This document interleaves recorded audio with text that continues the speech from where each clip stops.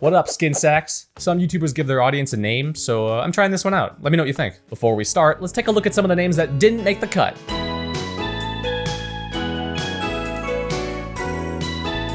Anyways, today we're going to be talking about the 1988 summer disaster film known as Hobgoblins, written and directed by Rick Sloan. Now, this movie is considered by many to be one of the worst movies of all time. Hobgoblins is a sci-fi horror comedy about a young night guard chasing down a gang of superpowered creatures with the potential to destroy the world. If you're looking at this image and thinking, wowee, that looks like doo-doo trash, well, that's because this movie only had a budget of around $15,000. When I was in film school, I saw my fair share of amateur student film projects. Hell, I've made tons of them myself, but nobody will ever find those because I've made sure of it. Anyways, this entire movie feels like one great big student film project where the writing's awkward, the pacing's all over the place, and it just sort of feels like it's being written on the spot. And like most student film projects, it's very bad, but also very entertaining, so sit back and enjoy.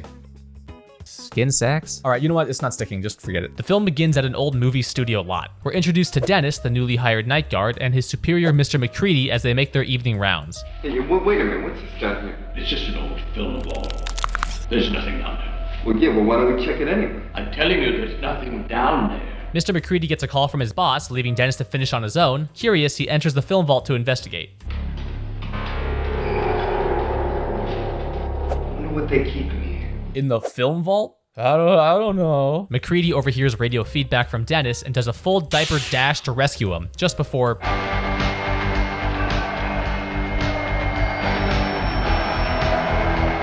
So Dennis is suddenly on stage in front of a crowd of people where he passionately dances until randomly falling to his death. You know, when you fall on your back so hard that your neck, face, hands, stomach, and crotch are bleeding. McCready shuts the door and leaves in a panic. Later, he's scolded by his boss, believing Dennis quit after only a few weeks. How many is it now? 3, 4? It's 3. How is it that 3 people died going into the vault and you still haven't thought to like add another chain lock to the cage? I think that's the first thing anyone would think to do. Apparently, the movie studio has been abandoned for 30 years and is only being guarded to prevent voiding the insurance. After having his job threatened, McCready hires Kevin, our protagonist, to be the new night guard. After warning him not to enter the vault, he finishes the tour by giving Kevin a gun for protection. Psh, who needs firearm training? You know, it's your first day, here, have a gun. Best way to learn? Making mistakes. Kevin returns home where we meet his girlfriend Amy and his friends Kyle and Daphne. Now, I can't stress enough how much I hate Daphne. 90% of the things that come out of her mouth are about sex, her boyfriend, how horny she is, or all 3. It's usually all 3. Speaking of which, here we meet Daphne's boyfriend Nick. I'd recognize that horn anywhere. That's my Nick. You know what a man wants when he's been away for 2 months.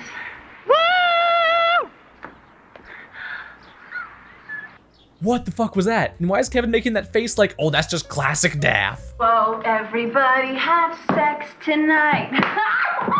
You see what I mean? I wasn't joking. And don't get me started on this little freak. We'll get to him. So Nick tells them all about his basic training while Daphne tries not to all over the place. Oh, I bet you got really sweaty. Kevin starts to get jealous seeing that Amy is impressed by Nick's army experience. What else did you do with the gun? Well, I haven't actually had a chance to fire it yet, but I was talking to Nick. then we had target practice. But I've never had an actual chance to shoot anyone.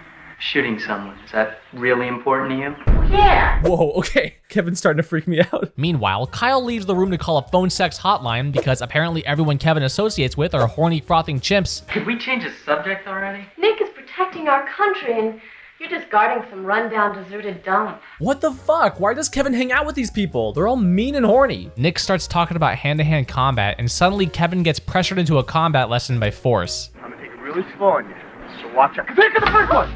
Go, Kevin, show me. Go, Nick, kick his butt. I'm not kidding when I say that this fight scene lasts for over 2 full minutes, and there's not really any choreography. It's pretty much just this, and apparently they only have access to 1 sound effect.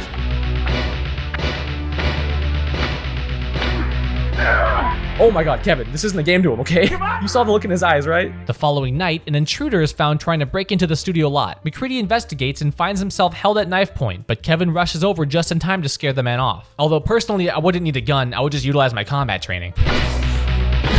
The thief makes a mad dash inside the studio and finds his way into the vault. Okay, so now we're just leaving the vault completely unlocked then? Okay. Kevin puts his radio on the floor, you know, so we can keep lookout, and heads into the vault. McCready is too late to stop the creatures as they bolt past them and escape into the night.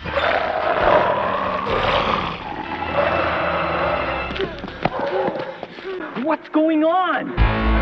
Whoa, those hobgoblins are mobile. SP's under 5 miles an hour. It turns out that McCready spent his entire life working at the lot to protect people from these alien creatures and their dangerous powers. Nobody believed what he had found, so he kept them hidden in the vault all these years. He explains that the hobgoblins have the ability to make people's fantasies come to life, as well as being attracted to bright lights. With that, Kevin runs off to take them out before daylight. The freaks back at the house have a wild 3-person dance party as the creatures set their sights on Daphne. Thank God. They mimic the car horn from Nick's car to set her back into horny mode. Car horn. I recognize it anywhere.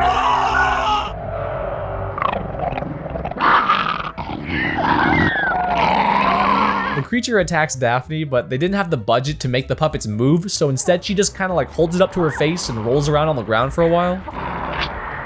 Take that, little bastard. Daphne is followed inside by the rest of the creatures, and another intense fight breaks out until Nick arrives, this time for real. Kevin rushes to their aid, and after locking them in Nick's car, they head inside the house for safety. Could I use your telephone? Kyle, is this really the right time right now? What's wrong with you, man? So yeah, he runs to go call the sex line again as if he didn't just see a real-life fucking alien for the first time. The creatures unlock the car door and sneak back into the house, this time making Kyle's greatest fantasy come to life. Now stop wasting your money calling me.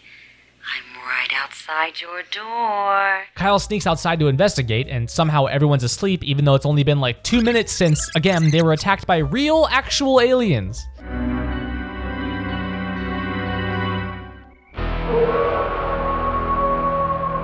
I love how he's not even suspicious about this. He's just like, I'm Kyle. Do you like Nintendo? Kevin finds out that Kyle is missing and rushes out to save him. You'd think he'd bring the gun from work, but hey, technically he's had more training with the rake. Kyle takes the woman to Reputation Road, where according to the helpful instructions, you're supposed to go all the way, but also only kissing allowed. Excuse me? So she gets out and starts trying to push the entire car off the cliff. Kyle just sort of accepts it, like, oh, she must be stretching before we get started. Good thinking. Kevin arrives just in time, right as the car is nearing the edge of the cliff. Use what you've learned, Kevin!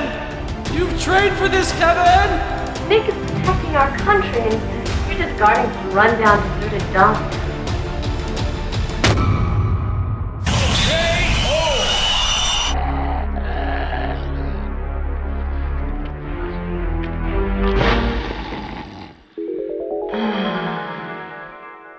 For Christ's sake, that's all it takes? Kevin brings Kyle back to his senses as his car continues to roll off the cliff and explode on impact. On the way home, Kevin is surprised to discover that the rest of the creatures have escaped.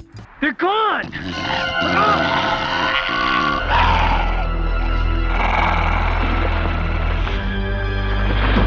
the creature! I'm trying to! I can't, Kevin, he's too fast. So we find out that Amy left to go to a place called Club Scum to apply for a job, which we see her fantasizing about earlier. So we can assume that the creatures have already tapped into her brain. You guys, don't you understand? They can tap into your brain and sense the things that you really want to do. What's wrong with that? They also try to kill you.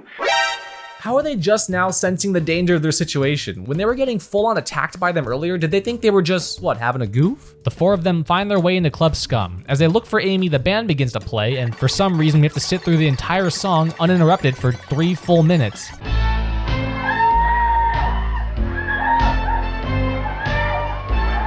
my God. So Amy becomes a stripper, which has apparently been her deepest fantasy all along. Kevin tries to stop her, but fails to snap her out of the trance. Meanwhile, he's a lost cause. I'm not even sure anymore. Amy and Road Rash, yes, that's the bouncer's name, I checked, sneak off after the performance. As Kevin struggles to stop them, Nick's fantasy begins to play out next. So it turns out Nick's fantasy is just to have access to heavy artillery. I mean, who would have guessed, right? Kevin begins to chase after one of the hobgoblins, and at this point, there's just no excuse, okay? People are just full-on ignoring that these things even exist. They're not even slightly intrigued.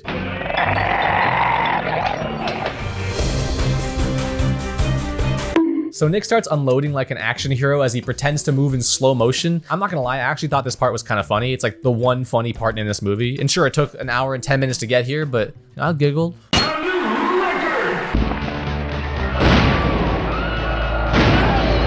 Look, people are just sitting at their tables like it's completely normal. Look, Justin, all I'm saying is you wouldn't have rock and roll if it weren't for the blues.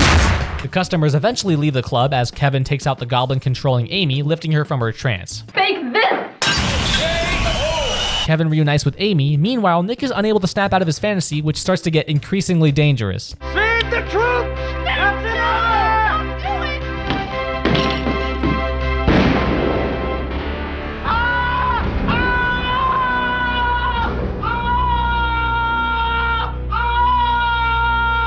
Holy shit, dude.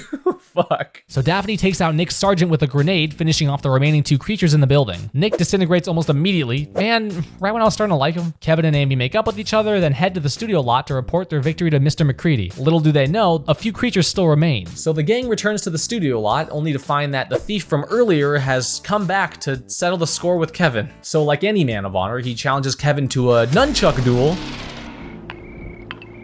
Rick, are you sure you're happy with that take? Do you think you're ready for this?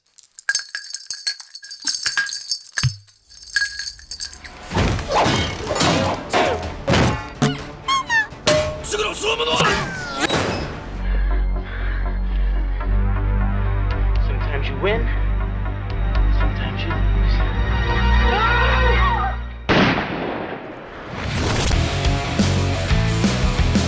It turns out the Hobgoblins actually tapped into Kevin's brain, allowing him to live out the fantasy of not being a fucking joke. So McCready takes him out as the last of them try to escape back into the vault. Rather than lock them back up, he decides to take care of them once and for all, but how's he gonna do that? So Kevin and Amy have their happy ending. Kyle tries to hit on Daphne moments after her boyfriend burned to death. No one's ever given me flowers before. Oh, but there's lots of things I could show you for the first time. Oh, okay, Nick's totally fine, I guess. He didn't totally just burn to ashes back there. You see the, what is that, toilet paper? Excuse me, sir. Could I use your phone? So after watching this movie, I found out that Rick Sloan actually wrote and directed a Hobgoblins 2. By this point, the film already gained a cult following based on how unintentionally bad it was. So sadly, the second film is just full of references to the first movie, and you know, they try to be in on the joke this time, but it's kind of rough. But yeah, that's about it. So, you know, if you want something campy to laugh at with your friends, then go nuts. But yeah, that's all I have today, so